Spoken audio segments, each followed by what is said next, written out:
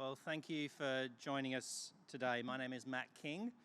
I'm Chair of the Royal Society of Tasmania's Aboriginal Engagement Committee and a past President of the Society. I'll be one of the two MCs for today's event, together with Janet Carding over here on my left, the Director of the Tasmanian Museum and Art Gallery.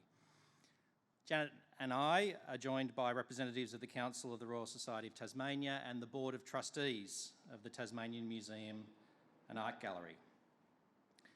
Today we meet on the country of the First Nations of Lutruwita, Tasmania. The Royal Society of Tasmania acknowledges with deep respect the traditional owners of the land and the ongoing custodianship of the Aboriginal people of Tasmania. The Society pays respect to elders past and present. We acknowledge that Tasmanian Aboriginal people have survived severe and unjust impacts resulting from invasion and dispossession of their country. As an institution dedicated to the advancement of knowledge, the Royal Society of Tasmania recognises Aboriginal cultural knowledge and practices and respects and honours these traditions and the deep understanding they represent.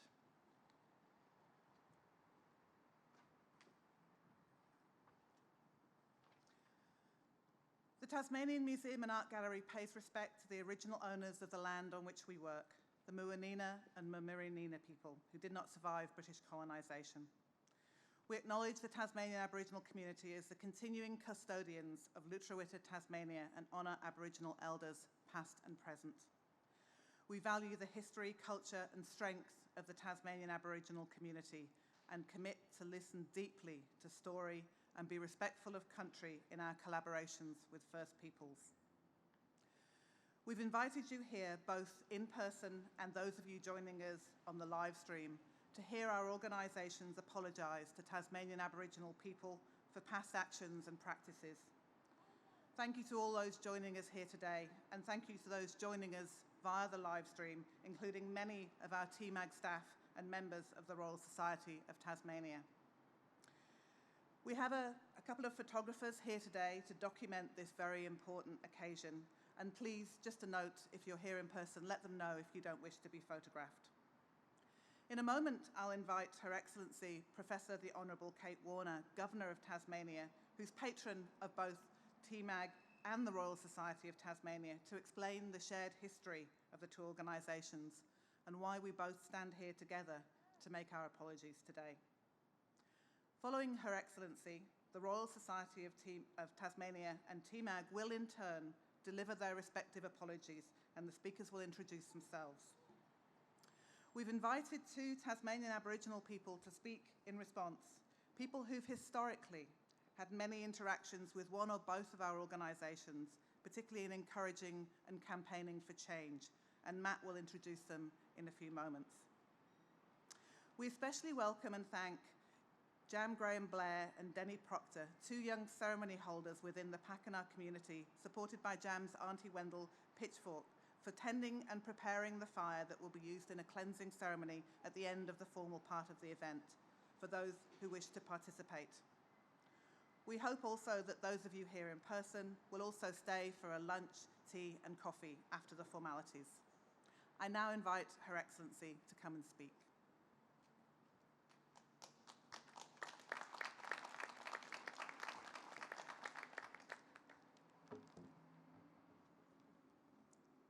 Thank you for inviting me to deliver a preamble to the apologies from the Royal Society of Tasmania and the Tasmanian Museum and Art Gallery.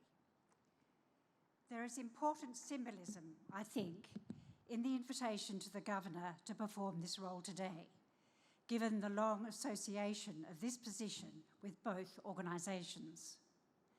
Lieutenant Governors and then, after self-government, Governors have always been the Royal Society's president and more recently patron. And from the earliest days, the Governor has had a close relationship with the Tasmanian Museum and Art Gallery.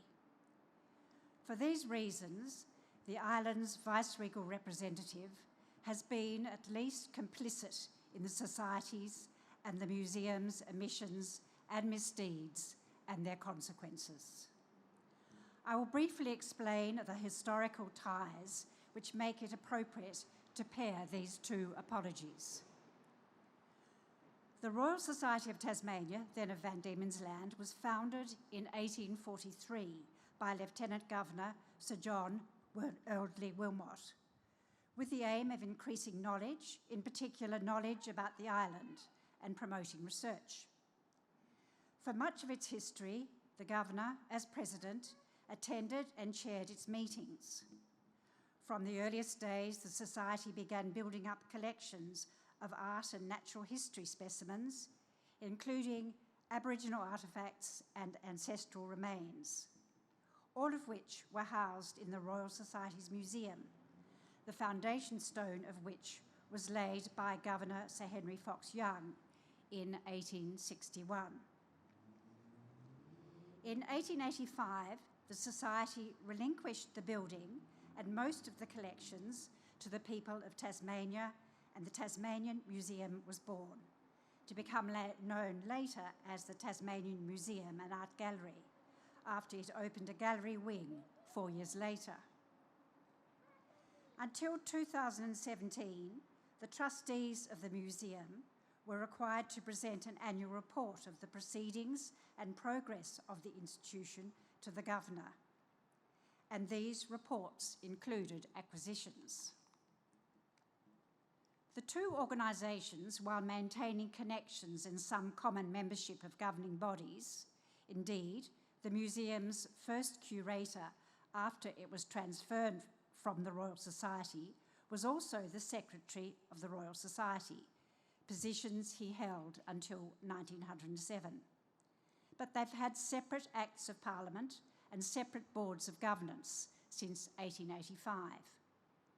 The Royal Society is still based at TMAG, albeit with its entrance in Davey Street. It's important to note that these apologies are not simply an apology for past actions, important as truth-telling is to acknowledge the devaluing of a culture that dates back at least 40,000 years, the acts of desecration and disrespect in relation to ancestral remains and cultural artefacts, and the assertions of extinction and denial of survival of the Aboriginal people of Lutruwita, Tasmania.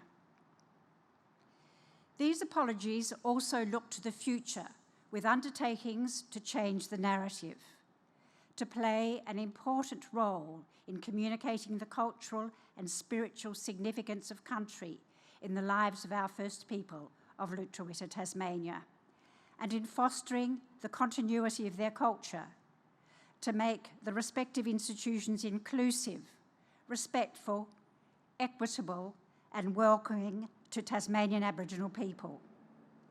And the apologies embrace a commitment to playing a part in redressing the inequalities experienced by our First Peoples that the two organisations have contributed to. And finally, as both organisations acknowledge, these apologies are not given in the expectation of acceptance or receiving anything in return from the Tasmanian Aboriginal people, but they are intended to signal a commitment to a different and to a better future.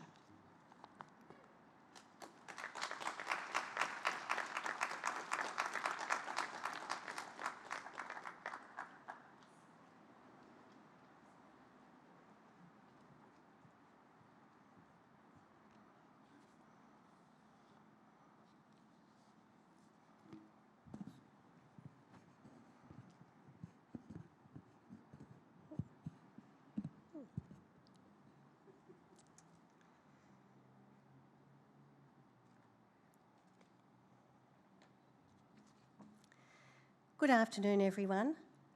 I'm Mary Kuloff, the President of the Royal Society of Tasmania.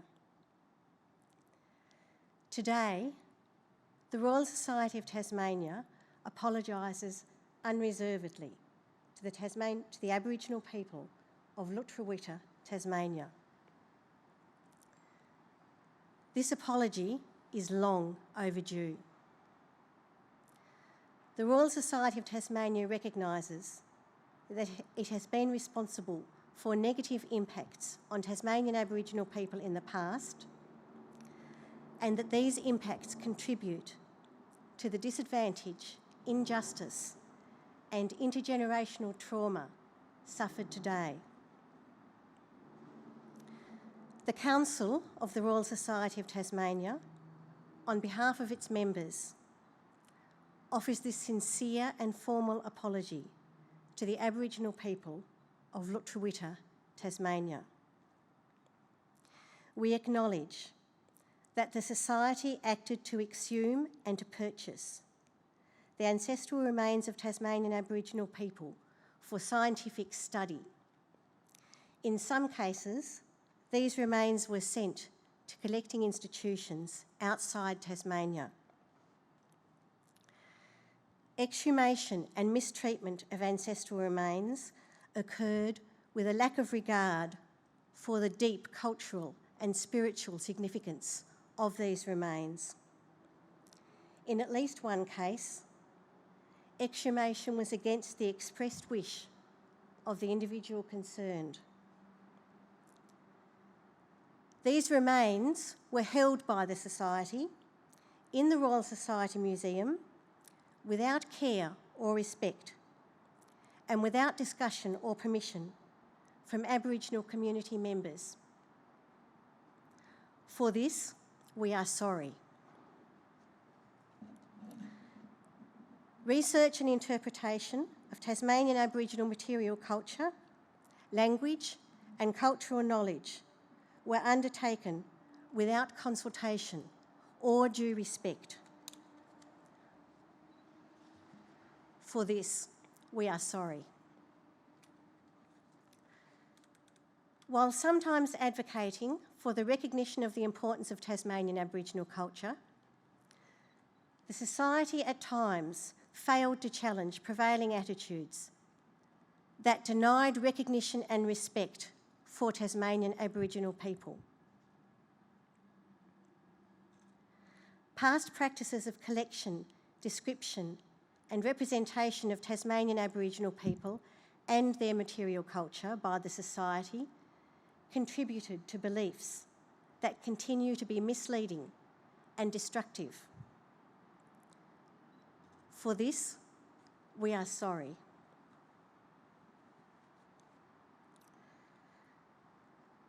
The Society failed to respond to a past request to support a proposal for a treaty with Tasmanian Aboriginal people.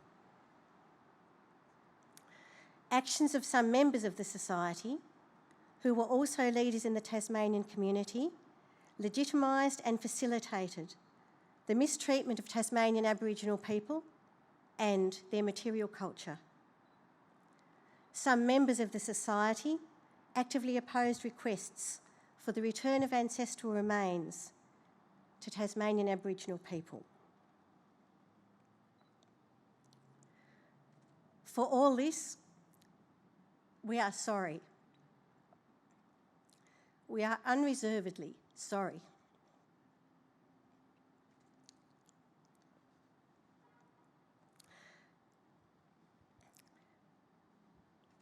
Now we look to the future.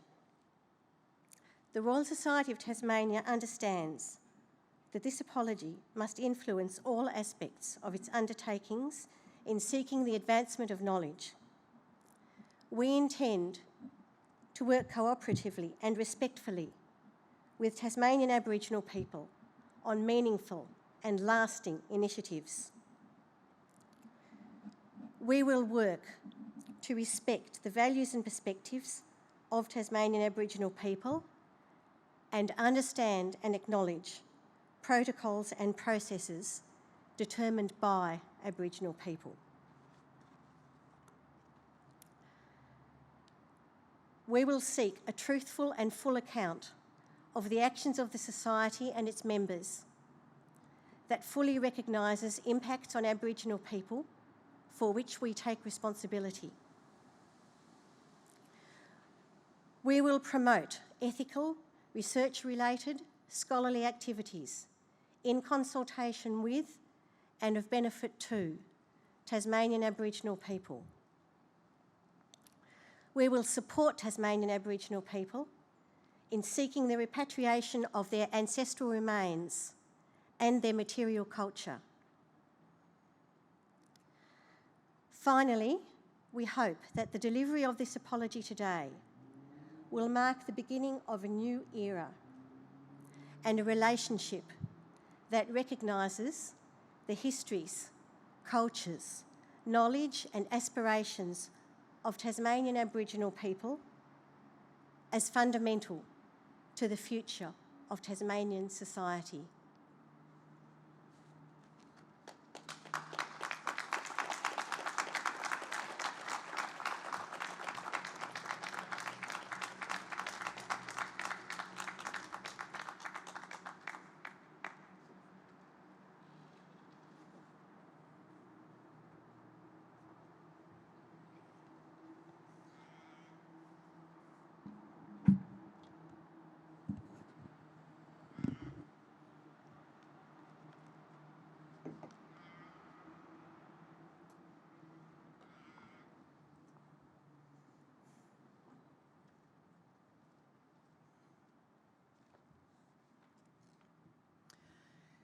My name is Brett Tarossi, and I am here as the Chair of Trustees of the Tasmanian Museum and Art Gallery.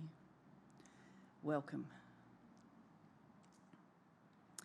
We are here today on the lands of the Tasmanian Aboriginal people, the traditional owners and custodians of the land and waterways of Lutruwita. We wish to pay our deepest respects to Tasmanian Aboriginal people and elders past and present.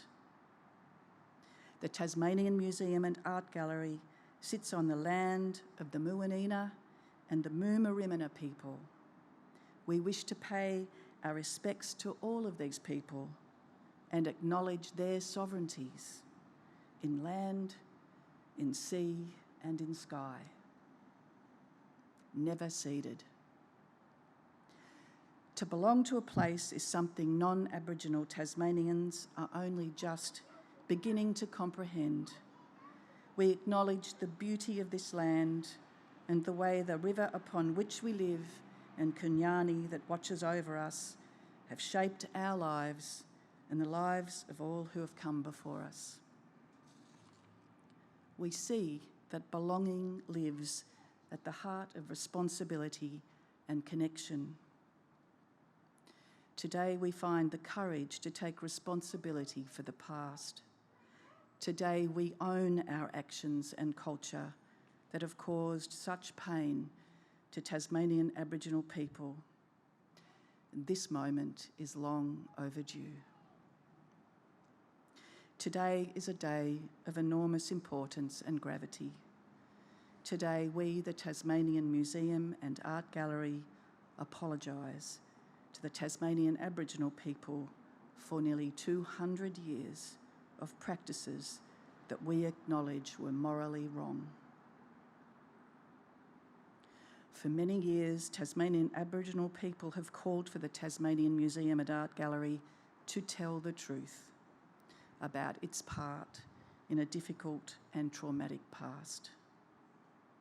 We cannot move forward together without truth-telling, without addressing the past and the previous museum practices that have caused profound suffering for Tasmanian Aboriginal people and their community.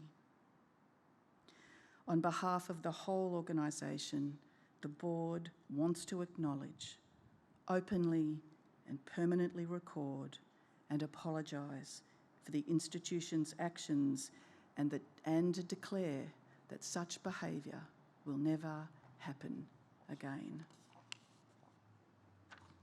The Tasmanian Museum and Art Gallery and people in a variety of roles associated with this institution were part of and deeply implicated in acts which were heedless of or knowingly contrary to the wishes and cultural practices of Tasmanian Aboriginal people. These injustices and the consequences for Tasmanian Aboriginal people must be owned and acknowledged, not simply as facts of history, but with our hearts and our minds.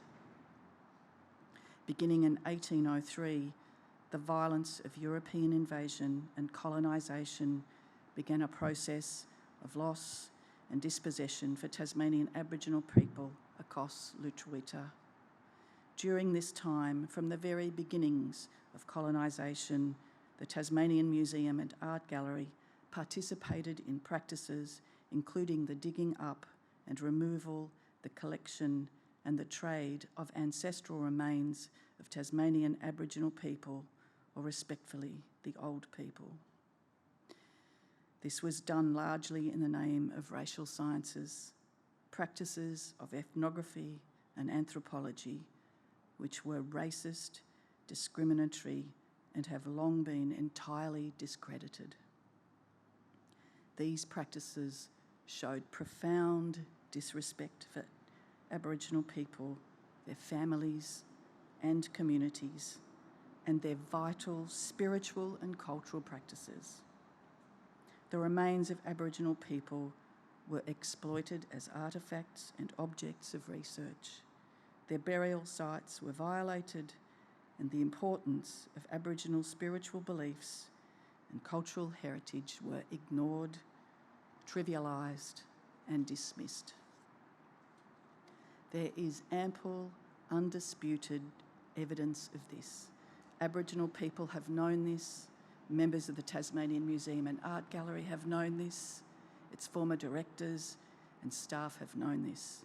The evidence is in the minutes of the institution itself, in reports, in letters, in diaries, and in newspapers. It is on the public record. But it has also been hidden and forgotten and too often denied. We know Tasmanian Aboriginal people do not forget that this is what has occurred. It is well documented that staff and those associated with the Tasmanian Museum and Art Gallery solicited and paid for the removal of Tasmanian Aboriginal ancestral remains for collection and trade, and used ancestral remains and material culture in museum and scientific exchanges across the nation and around the globe. There was also resistance to the repatriation of ancestral remains of Tasmanian Aboriginal people back to Lutruwita so that the old people might rest again in the earth of home. It is beyond dispute that the Tasmanian Museum and Art Gallery disrespected the remains of Truganini. It created public displays and interpretation of her remains. Her wish to be buried in the Dontracastro Channel so her body could not be cut up was disregarded. If we imagine such a practice being enacted on our own grandmother, if we imagine the burial sites of our loved ones being dug up and their bones being traded and used for scientific research or put on show in museums and galleries across the world, we begin to understand the appalling hurt our predecessors caused the Tasmanian Aboriginal people.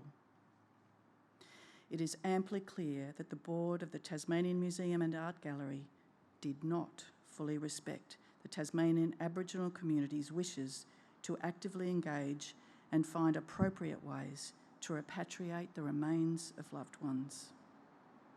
We did not enable community requests, and legal codes and the bureaucracy were too often used as a shield and as an excuse. Ancient cultural artefacts of spiritual and ceremonial value were removed without consultation with Tasmanian Aboriginal people. The removal of the Premigana petroglyphs from the West Coast in the 1960s is a key example of such practices. The Tasmanian Museum and Art Gallery created inappropriate displays and exhibitions concerning the Tasmanian Aboriginal people and promulgated false ideas of extinction. That is, that there were no Aborigines in Tasmania after Truganini. For much of its history, the institution did not recognise or respect the deep, continuing knowledge of Tasmanian Aboriginal people, and did not ask them to be the curators of their cultural material held in collections or to tell their own stories. We acknowledge that all of these actions have been damaging to Tasmanian Aboriginal people and to the community. We acknowledge and own the pain that we have caused. As a museum in the European tradition, we also traded in the remains of ancestors of other nations and brought them to this country. We acknowledge the insensitivity and disrespect shown by these practices to Tasmanian Aboriginal people and to the people of other cultures and lands. It is heartbreaking to consider the trauma inflicted on Aboriginal people by all these practices, trauma that echoes down through time and cannot begin to be healed without full and fearless recognition. For all of these actions and for your pain, suffering and ongoing trauma, we, the board of the Tasmanian Museum and Art Gallery, are truly and completely sorry. Although words can never erase the actions of the past, they have a permanence and a potency. We know we have caused heartbreak, and we acknowledge this honestly. We understand that some Tasmanian Aboriginal people may not wish to accept our apology, indeed may reject it. We want to find a way of being together that is open-minded and wholehearted without ever forgetting the past. We understand that this may be hard and difficult emotional business for Tasmanian Aboriginal people, and it asks for trust where there has been none. We offer and hope that this apology will be received in the spirit that it is given. We give it unreservedly, without asking for anything. We know and mourn that it is so belated. The Tasmanian Museum and Art Gallery commits to changing its practices. We commit to creating a shared and consultative vision based on respect, good faith, to tell the rich, varied and difficult stories of these islands. We want the Tasmanian Museum and Art Gallery to be a safe place for Tasmanian Aboriginal people in the future. The Tasmanian Museum and Art Gallery has supported repatriation programs over the last 30 years. Through knowledge shared by Tasmanian Aboriginal people, we have learned to better respect ancestral remains and sacred heritage materials.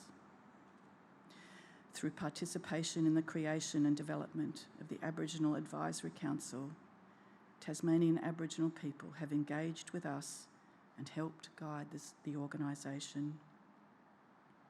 We wish to acknowledge the extraordinary bravery and trust of the earliest members of the Tasmanian Aboriginal Advisory Council, who paved the way for a new direction, giving us a keen awareness of what could be possible for the future. Tasmanian Aboriginal people have been appointed to roles within the museum, greatly improving truth-telling and respectful treatment, display and interpretation of cultural heritage. For this, we are deeply appreciative. Since 2003, learning and exchange have deepened. Through Aboriginal-led exhibitions and projects such as Ningana Tunapri and later Parawa Parawa Tainabi and Kanalaricha, we have taken positive steps and have jointly fostered and supported new and more respectful ways of working together. These positive steps do not in any way offset or make up for the injustices and practices of the past. We are returning the Premiergana petroglyphs. We will continue to work with the community to complete that process as soon as possible. Trustees have also recently discussed the Greens Creek petroglyphs and their repatriation. We have committed to working alongside museums and galleries around Australia to enhance engagement with all First Peoples by implementing the Australian Museums and Galleries Association Indigenous Roadmap. We want today and for every day forward to do better. Through speaking the truth, we wish to make visible and real the past that haunts this institution so that a new way of seeing and living together in community is possible. On the 29th of May 2017, over 3 years ago, the Uluru Statement from the Heart was delivered by First Nations National Constitutional Convention to the Australian people. The Aboriginal writers of the statement placed history and truth-telling of Aboriginal sovereignty and power at the very forefront of agreement making.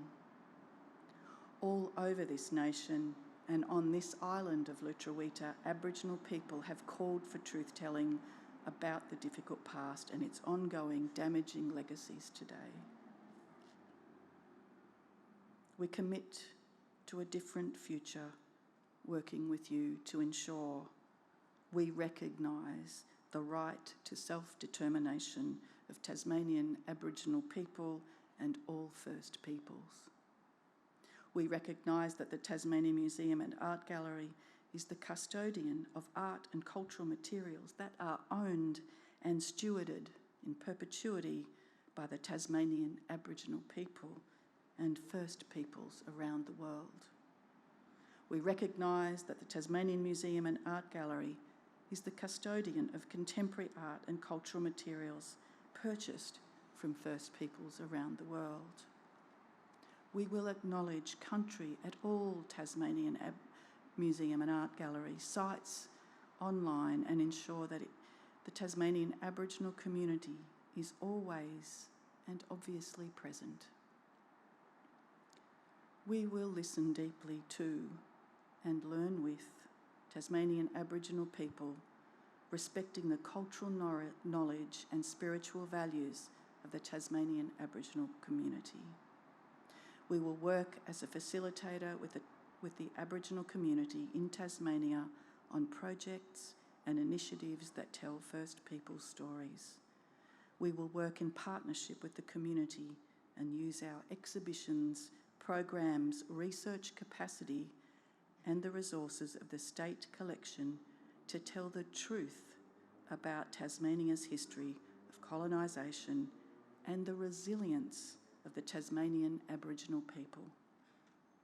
We will review and revise the Tasmanian Museum and Art Gallery policies so that they are culturally appropriate and implement new protocols for how Tasmanian Aboriginal people and all First People are welcome and included. We will improve the cultural competency of the board, staff and volunteers. We will work to share access to First People materials held at the Tasmanian Museum and Art Gallery with communities across Australia and overseas, and support repatriation when return is requested.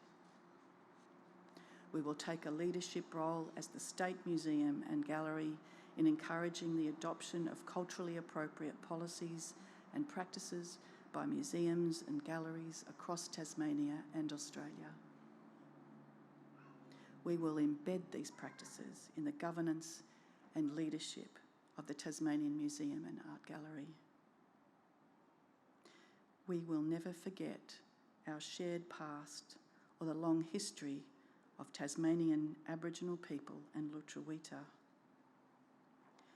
In conclusion, in the year 2021, the Board of the Tasmanian Museum and Art Gallery, on behalf of the whole organisation wants to openly and wholeheartedly acknowledge, permanently record and deeply apologise for the institution's past actions relating to the Tasmanian Aboriginal people. I am sorry, we are sorry. In offering these words today, we take responsibility for all that has kept us apart.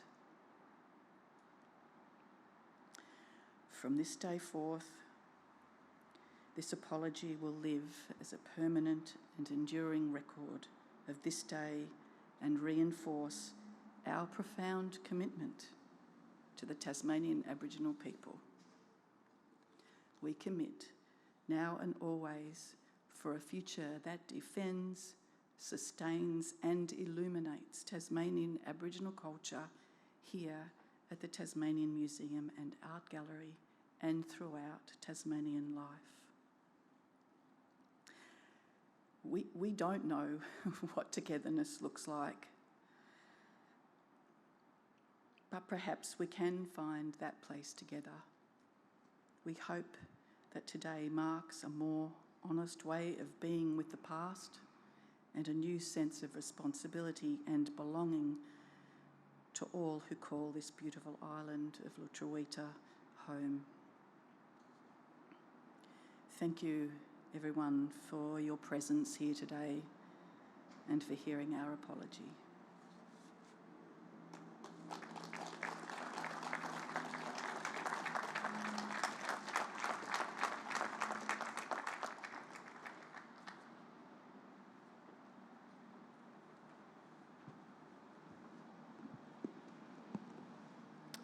Thank you, Your Excellency, Mary and Brett.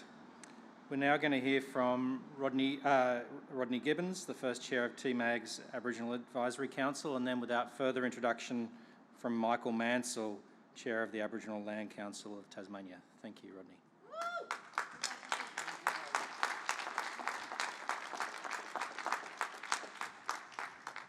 Now, some of this might be a little bit repetitive because I didn't realise you were going to say that much. But anyway, I'm a little bit nervous because I haven't done this kind of thing for a long, long time, so bear with me. But anyway, I'm going to say good afternoon, and I would like to acknowledge all members of the Tasmanian Aboriginal community who are here today and pay respect to all of our old people who have passed before us.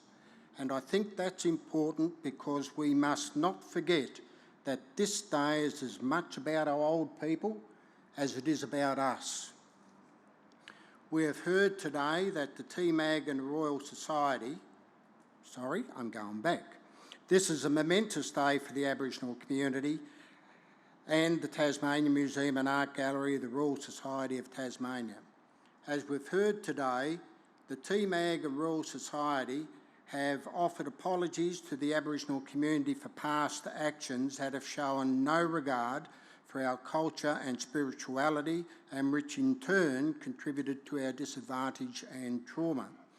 I believe it's up to all of us to consider these apologies with open hearts and open minds.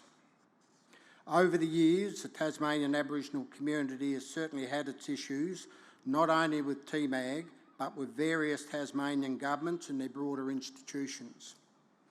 There was a reluctance on the part of government and its institutions to rethink and remake old, ill-informed attitudes towards the Aboriginal community.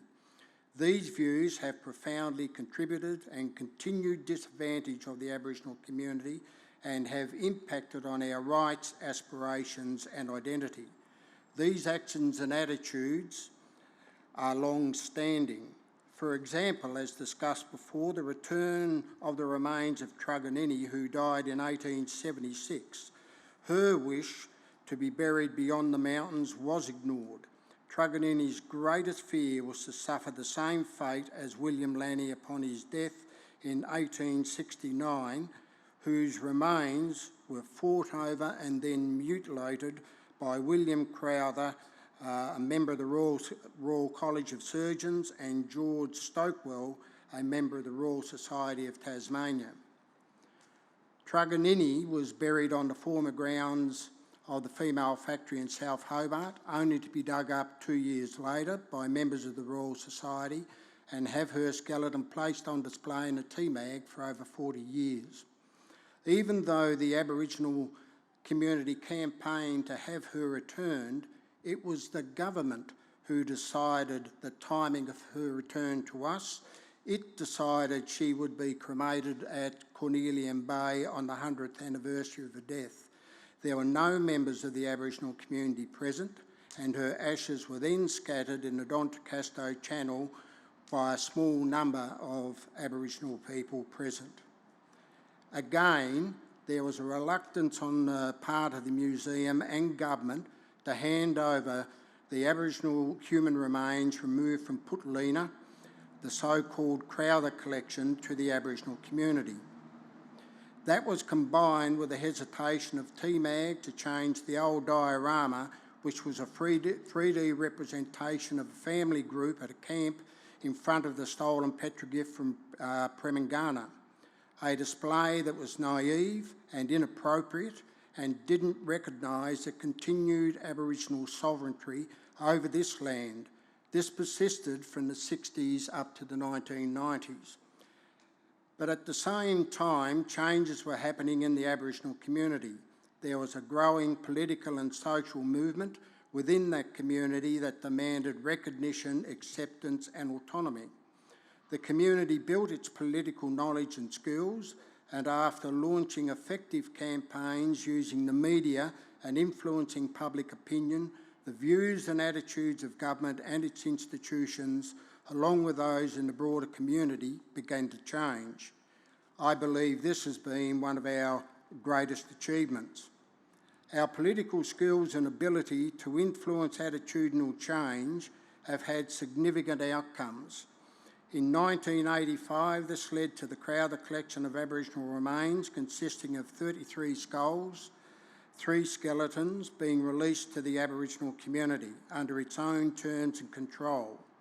This led to one of the largest gathering of Aborigines at Putlina to welcome our old people home with our own spiritual and ceremonial practices to set their spirits free at last. But these winds of change were also influencing the TMAG. There were new people with new ideas. Pat Sabine, who was here today with us, a former director of the TMAG during the 1990s, brought with her a genuine concern about how Aborigines were portrayed and presented in the museum. She consistently advocated for the development of a more contemporary and honest portrayal of the Aboriginal community. Through her persistence, a trainee Tasmanian Aboriginal curator position was created, and Tony Brown, whom we all know, was selected to take up that position, and after successfully completing a degree at the University of Tasmania, became the museum's first full-time Aboriginal curator of Indigenous cultures in 1997. Perhaps for the first time, TMAG began to support and learn about reconciliation and truth-telling about Aboriginal experiences, past and present. It deepened and made a more genuine partnership with the Aboriginal community. These changes progressed under the future leadership of Bill Bleefman, which saw Zoe Rimmer successfully complete a degree at the uni.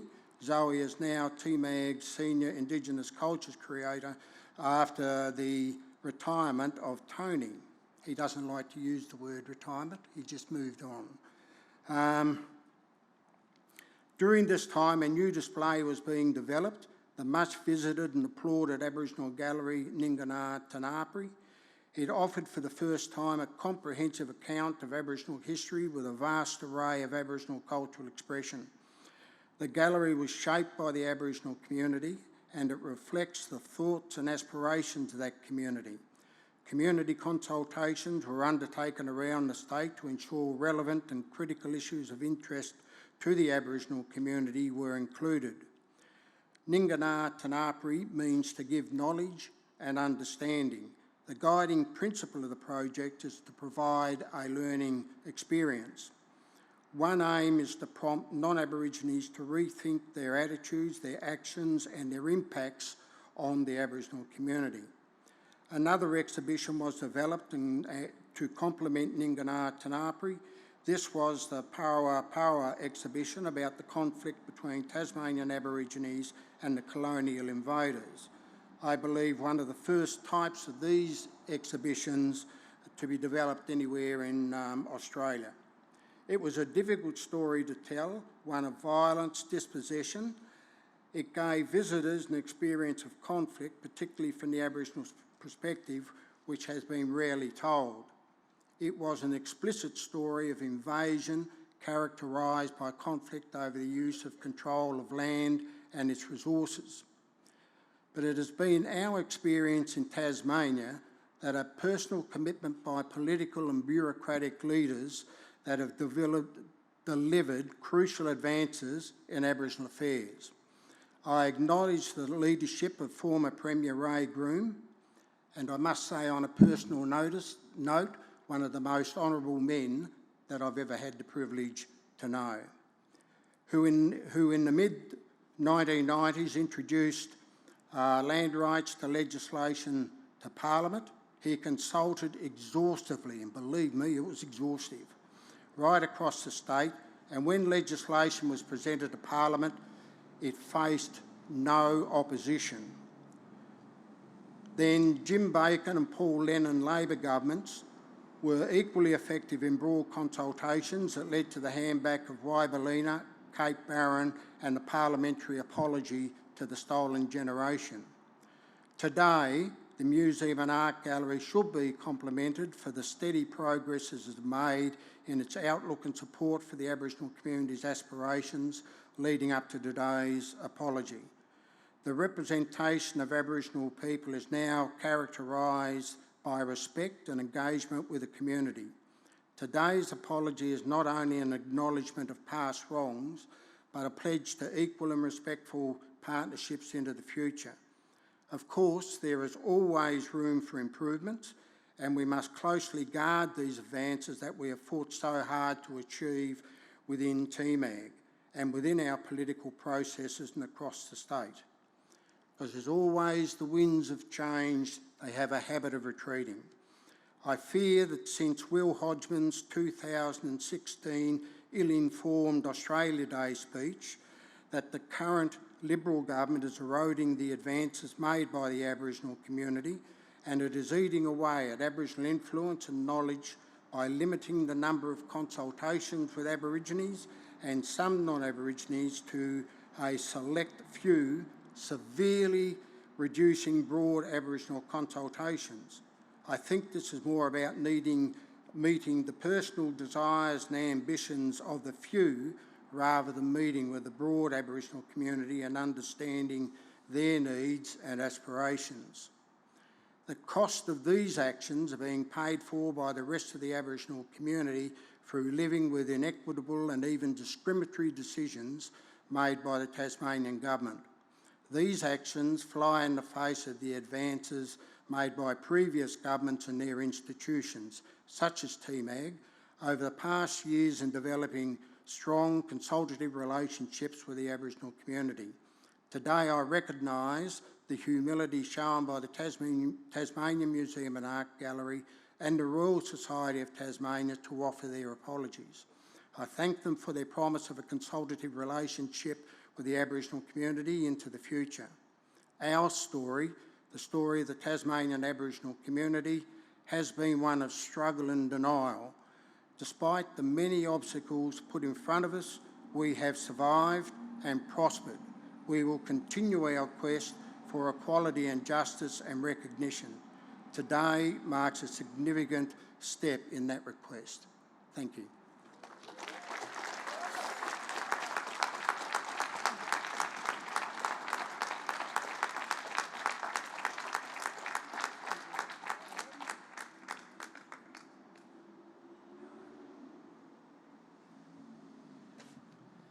Well, what is there left to say? They were four very powerful speeches.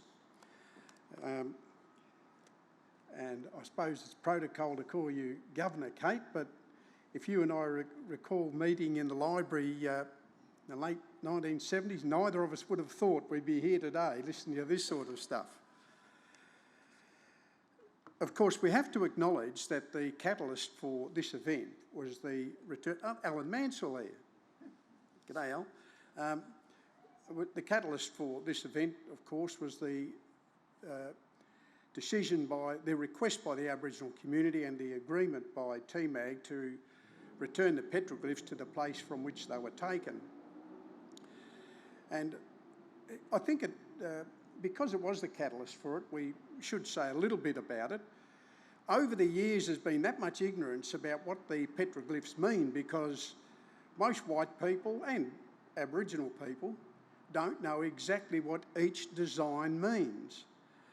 But it doesn't take much to work out that a people who lived for thousands and thousands of years on this earth would note down, like every society in the world, the things that were important to the lifestyle and the events that took place in their lives, the significant events that they saw, whether they were in the sky, whether they were in a corroboree, whether they were of a great warrior whose name was no longer allowed to be used for so many generations, and that warrior's name was an emblem of an animal. That's in the rock carvings.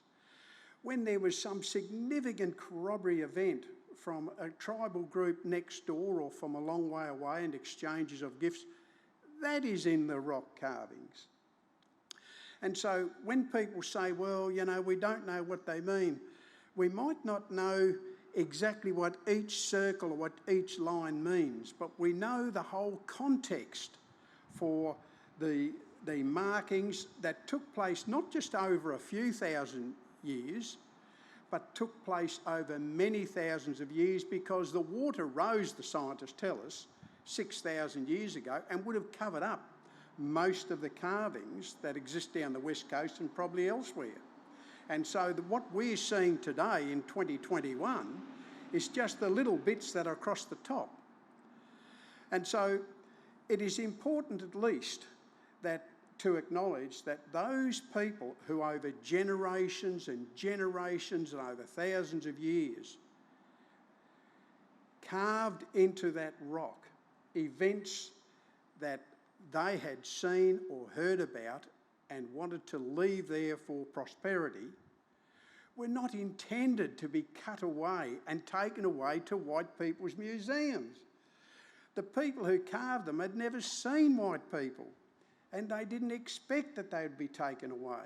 And I think it's absolutely significant that the Tasmanian Museum and Art Gallery, without any hesitation, said, okay, you want them, we'll give them back. Thanks very much. That was an important gesture on the part of the museum to do it so quickly.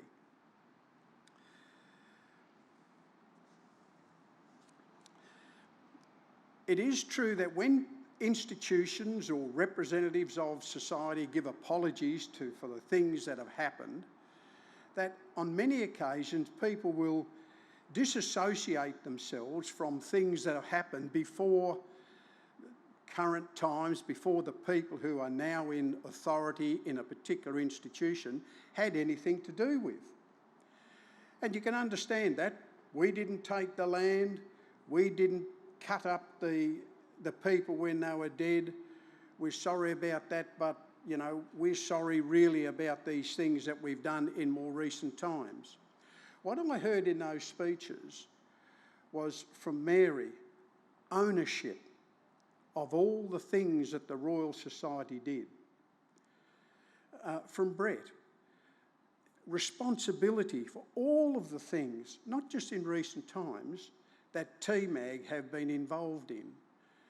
The succinct summary by the Governor, Kate Warner, pulled it together about all of the impact on Aboriginal people, not just on Aboriginal people, on white society too, and the attitudes and the behaviour and the thoughts of a society and the people who were invaded and shoved and sidelined and exiled to the Bass Strait Islands. So I think it is important for us to acknowledge that the institutions embraced very broadly all of the activities. They identified the issues that we have complained about over the years. They have acknowledged the wrong of those activities, and they've taken responsibility not only for acknowledging and identifying them, but saying we have to do it better. And that's an important part of any apology. When we look at even more recent time in the 1900s, I'm still amazed at when Trukanini's remains were displayed in this museum, why some of the people, just someone there, didn't go and talk to the people who were directly affected. The museum in those days, in the 1930s, could not have said, we don't know any Aborigines in Tasmania, because they had the recording of Fanny Cochrane Smith here in the museum itself.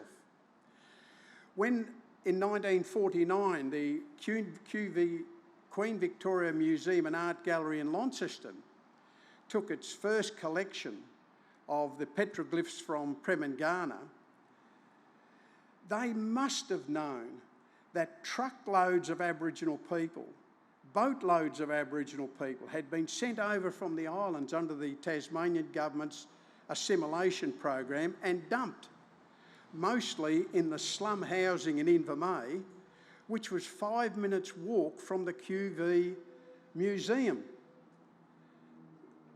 Not a chance that they went and saw anybody. So it brings us to the question of, if the apology is coming from the institutions, not just in this current generation, not just on behalf of this board, not just on behalf of the staff, not just on behalf of the leadership now, but they own, embrace and take responsibility for all of the mistakes that have been made by those institutions way back until the time that they established themselves here in Tasmania. To whom then is the apology addressed? It can't be to me, and it can't be to Rodney. It can't be to any individuals. But if the generations of mistakes are acknowledged and admitted, and an apology is addressed, then those apologies are addressed to those people there at Waibelina. They were the ones who lived with Trukanini and William Lanny.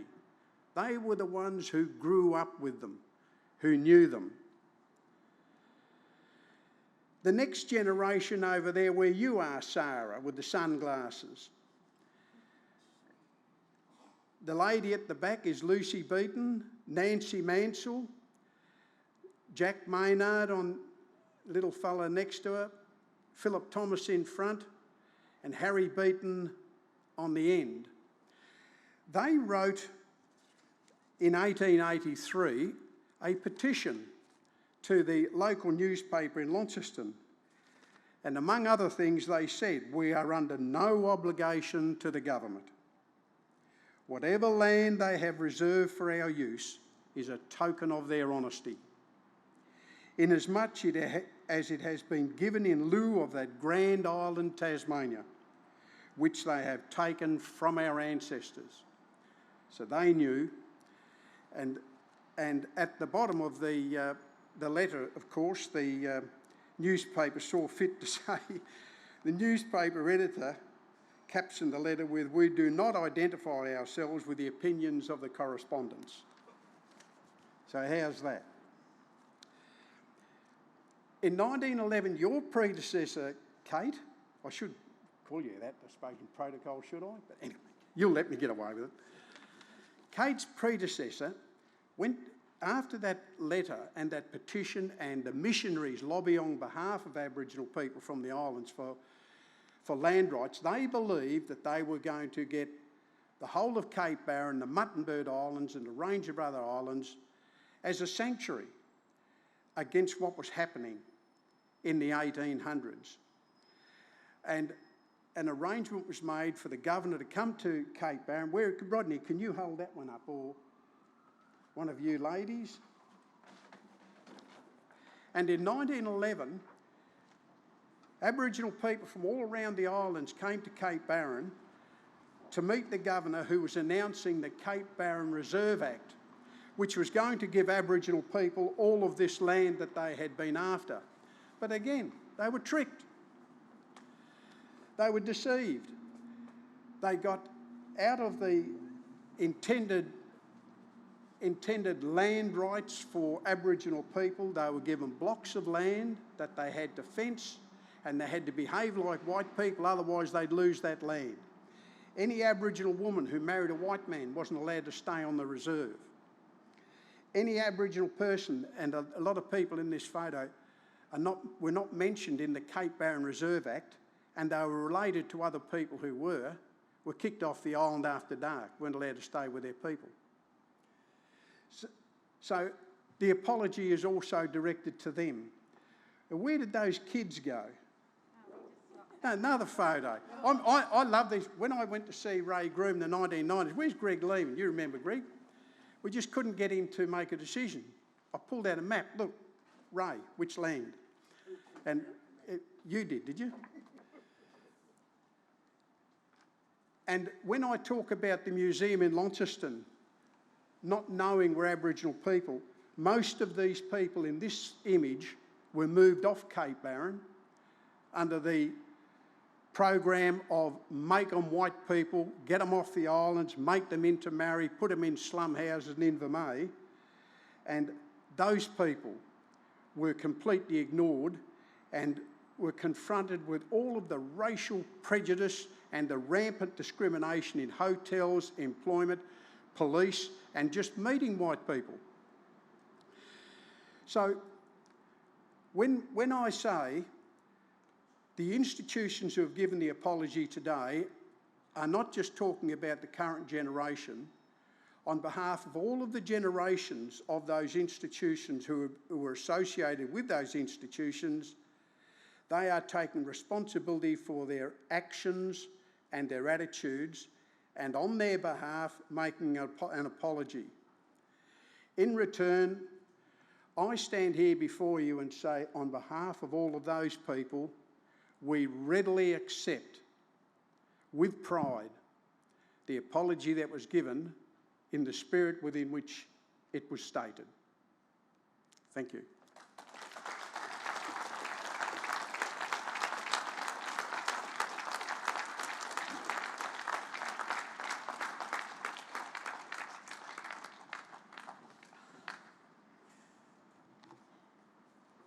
Thank you, Rodney. Thank you, Michael. And can I say thank you to all of the people who've been holding up these signs. Thank you for doing that today. You've heard a lot of speeches and comments from everyone today, and this brings us to the end of those speeches. But I'd just like to thank everybody for joining us here today. There will be a cleansing ceremony for those people who'd like to participate, and for those of you here in the courtyard, please do stay and have a cup of tea and a sandwich and some lunch with us, and stay and continue the conversation that we've begun today. If you'd like to read the apologies from TMAG and the Royal Society, we have printed copies which are made available so that you can collect them and have a look at those and take them away with you. And for everybody joining us on the live stream, the apology texts will be published today on the TMAG and the Royal Society of Tasmania websites, and there they will remain as a permanent record. And they will also in due course be displayed both here at TMAG and in the Royal Society room. Thank you for joining us. Thank you for joining us in person and on the live stream to bear witness to this very important event today that commits to a future of mutual sharing, collaboration and learning. Thank you.